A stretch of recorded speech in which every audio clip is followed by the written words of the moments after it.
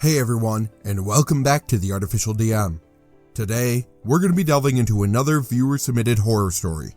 This story was sent in by Metalman over on Discord. The Metalman, thank you so much for sharing your tale. Anyway, let's go ahead and get into this RPG horror story. Hello, this is not the first time telling the story on a Discord, but I haven't shared it much elsewhere. This was when the Rona was still in high effect in spring, causing my in-real-life game to get postponed. I was getting starved for some roleplay action, and quite foolishly, tried to DM my own game.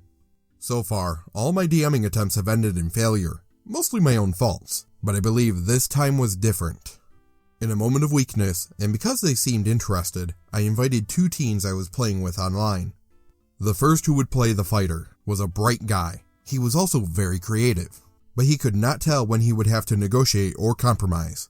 Most of the time, it was his way or the highway. The second would choose the rogue class. He was a caring guy who liked to give gifts. Sadly, he had very little impulse control and patience. So I asked them to join a game of my own design, Homebrew Game, a simple game for 2 level 1 characters. I have a base idea for a setting and a quest, hoping to build upon the one-shot if it went well. On Friday, we had a long call where I helped both of them build their characters and talk a bit about the game. Fighter made a backstory about his half-elf fighter being orphaned and raised by dwarfs, being taken under the wing of a dwarf noble who was assassinated, and their character got blamed for it, thus running away. The wood elf rogue I never got a proper background for. They were both new, having never played before, so I didn't want to put pressure on them. I thought we could figure stuff out later. I tell them I can have the game ready next weekend, and the fighter insists that we play this weekend. I hadn't prepared everything yet, so I told him it would take time. He persisted, and I said I would try. I spent about the entire Saturday and some of Sunday making NPCs, drawing pixelated maps in Paint, and drawing up the framework for the story. So Sunday arrives, and we start playing. They both made chaotic neutral characters, so I mentally prepare myself for murder hobos. It is their first game after all. I'm not going to railroad them, but I made a captain of the guard, level 7 fighter, in case they act out of line. The story starts in a small crossroads hamlet, with a store, blacksmith, a tavern, and farms all around. The quest is simple enough. Track down and kill some highway goblins that only have daggers. The guard captain hands them the wanted poster, and they are off. They want to check the shop first, and see what they have in stock. The shop owner was a well-spoken fellow, if slightly shady in his practices. He offers to sell them the health potion for 25 GP. The fighter acts as if the shop owner asked for an arm and a leg, asking if it was actually that expensive. The fighter had about 37 GP on him. I checked, and a potion was actually worth about 50 GP, as most of us know. Now the fighter, instead of haggling or trying to reason with the shopkeep, simply goes outside and starts to scheme with the rogue. The fighter tells the rogue if he steals the potion for him, he'll give him 10 gold. The rogue agrees, and what follows is what pains me the most about this story. Because this was D&D. They were role-playing, the fighter distracting the shopkeep, and the rogue robbing the storage area. They did really well, engaging with the shopkeep, and I kinda made the shopkeeper seem like a jerk, so they would feel less bad about robbing him. The rogue steals another health potion, some gold on the counter, and some iron and steel bars. They get out, and the shopkeep is none the wiser. They passed their skill checks, and they were rewarded with loot I pulled out of my magic hat. I was pretty much winging it. When the rogue goes out, he hands the potion to the fighter and asks about the 10 gold, and he replies that the rogue has already gotten the gold. I go, alright, cool, and don't press it any further.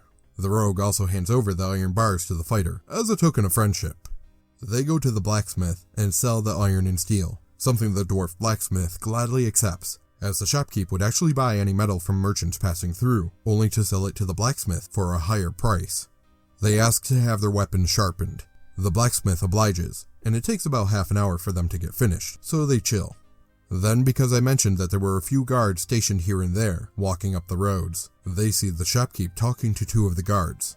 The wood elf rogue gets the hint and quickly escapes, grabbing the fighter and their weapons and starts heading southwest. I want to mention something. They never asked where the goblins, their quest objective, were, but by pure chance, they take the right paths and follow the tracks into the woods. As I wanted to put my heart and soul into this, I added a few encounters with maps. and so I rolled for a random encounter, and they got the spider cave. A cave containing one large-sized giant spider, but it was very sick, and was thus out of venom, a bit of an early boss of sorts. Anyhow, it lies in wait in the ceiling, getting a high stealth roll, and so it lingers above them as they check the cave. It spits webbing on the rogue, missing as he tried to open a chest, and then attacks. I roll its attacks, and it goes well enough. It was a fun combat, with it trying to wrestle the fighter as the rogue tries to stab it, rolling an @1, and getting his sword stuck in the web.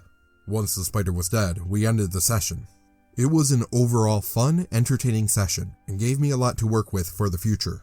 I think they enjoyed it too. The very next day, Fighter asked me to host another game, and though I had plans, I was about to drop them to host another game, seeing as we still had the Goblin Camp. Then, things started to fall apart, because one single statement from the fighter. He started by assuming it was getting close to nighttime, which I was going to say it was about noon. I ask you to listen to the conversation for yourself, and with this, the metal man sent me a couple of images. The first is a group message between the rogue, the fighter, and himself. Also, does camping use up food? I need a night rest to get my wounds all healed up, and I might tell Rogue a story that I feel like he deserves to know. I have like 10 days of food or something. No, we can't stop now. We find the wine and get out of the city as soon as possible. It's gonna be night soon, and I gotta rest. You weren't the one to get anally molested by a spider. It's no problem if they wait a day. We can't move in the forest at night at all anyway. Wouldn't be smart. We stole something, and if we get back in that town, they might get our hands cut. It's not that late. It was your idea. Hell, you said wait for me. Distract him. I'll do something fun. You headed out at 10:47 a.m. You wanted the flooping health potion. You paid me for it. We're stuck in the same shithole, so you better get used to it. No, we will change that detail. You went in and said that I should distract the guy because stealing fits your character. I just honestly wanted you to do it and not miss the opportunity, and then I took the health potion that basically you paid me for the distraction.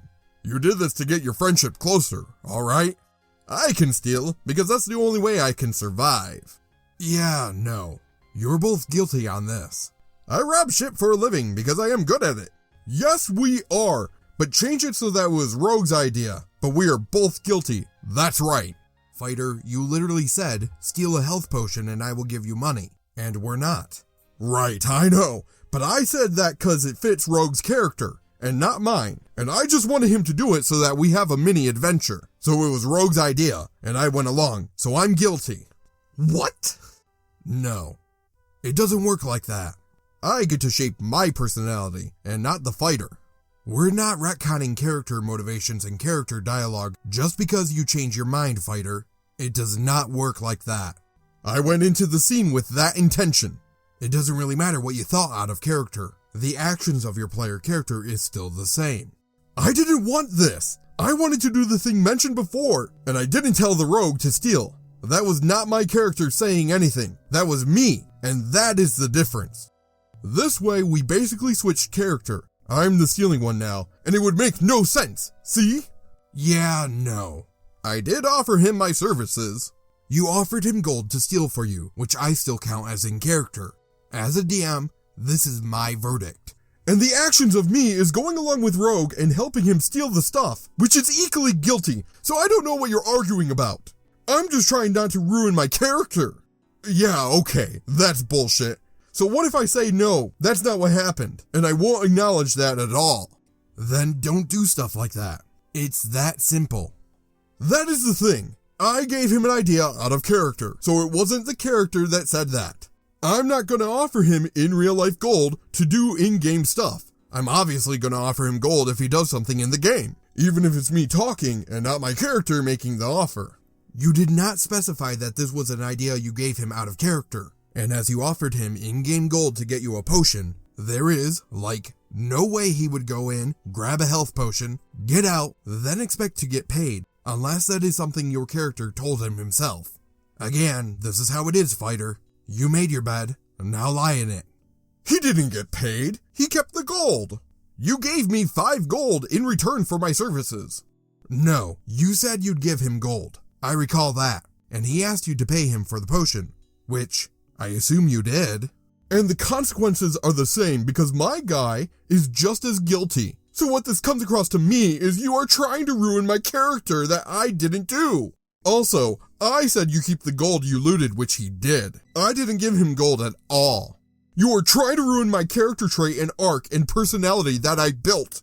Yeah, I have 5 gold from him. No, you don't.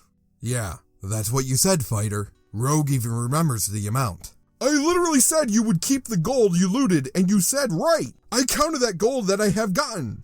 He got 19, and he didn't get 5 from me at all. That's how I understood it.